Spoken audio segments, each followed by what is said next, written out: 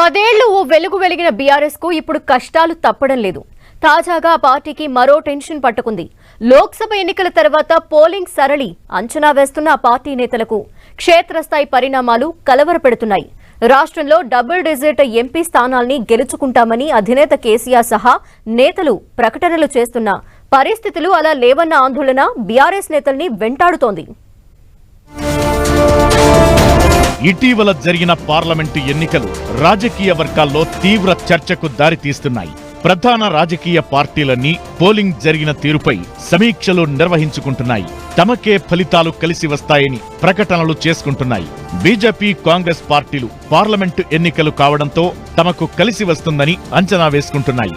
BRS మాత్రం తెలంగాణ హక్కులు కాపాడాలంటే తెలంగాణకు తమ ప్రాతినిధ్యం అవసరమని చెబుతూ ఎన్నికల ప్రచారాన్ని నిర్వహించింది. రాష్ట్రంలో ప్రతిపక్ష పార్టీగా అవతరించిన గులాబీ పార్టీ జాతీయ పార్టీలకు దీటుగా పార్లమెంటు ఎన్నికల్లో సత్తా చాటాలని పావులు కదిపింది. ఇక ఓటింగ్ పూర్తయిన తరువాత అన్ని నియోజకవర్గాల వారీగా పోలింగ్ జరిగిన తీరుపై పొలిటికల్ పార్టీలు ఆరా తీస్తున్నాయి.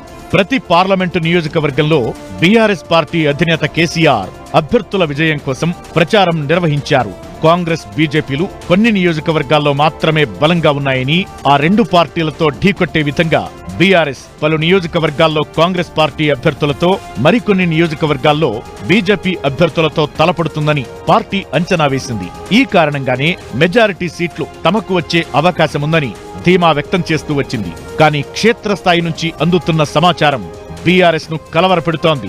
1, 2వ స్థానాల్లో ఖచ్చితంగా ఉంటామని భావించిన పలు నియోజకవర్గాల్లో పార్టీ అభ్యర్థులు 3వ స్థానానికి వెళ్లారని తాజాగా నివేదికలు బయటకొస్తున్నాయి. పార్టీ నేతల ప్రమేయం లేకుండానే క్యాడర్ కాంగ్రెస్ పార్టీ విజయాన్ని అడ్డుకోవాలన్న లక్ష్యంగా బీజేపీ వైపు మొగ్గు చూపారన్న ప్రచారం జోరుగా జరుగుతోంది. మరోవైపు బీఆర్ఎస్ పార్టీ అభ్యర్థులు కొన్ని స్థానాల్లో పోలింగ్ కు 1-2 రోజుల ముందు క్యాడర్ తో టచ్ లో లేకపోవడం కూడా గులాబీ పార్టీకి నష్టం వాటిల్లేలా చేసిందన్న ప్రచారం మొదలైంది. కొన్ని నియోజకవర్గాల్లో పార్టీ కింది స్థాయి నేతలు పార్లమెంటు ఎన్నికల్లో తమ ఇష్టానుసారంగా వ్యవహరిస్తామని ఎమ్మెల్యేలకు, మాజీ ఎమ్మెల్యేలకు తమ అభిప్రాయాలను స్పష్టం చేసినట్లు సమాచారం. స్థానిక సంస్థల ఎన్నికల నాటికి బీఆర్ఎస్ కు అండగా ఉంటామని స్పష్టమైన అభిప్రాయాన్ని వ్యక్తం చేయడంతో కీలక నేతలు కూడా సైలెంట్ గా ఉన్నారని గులాబీ పార్టీకి నివేదికలు అందినట్లు సమాచారం. ఈ పరిణామాలను పరిశీలిస్తున్న బీఆర్ఎస్ నేతలు పార్టీ అనుకున్న స్థాయిలో పార్లమెంటు ఎన్నికల్లో ప్రభావితం చేయలేదన్న అభిప్రాయానికి వస్తున్నట్టు తెలుస్తోంది. మొత్తం మీద గులాబీ పార్టీకి ఊహించిన దానికంటే తక్కువగానే ఎంపీ స్థానాలు వచ్చే అవకాశముందన్న ఆందోళన గులాబీ నేతలను కొత్త టెన్షన్ పెట్టిస్తోంది.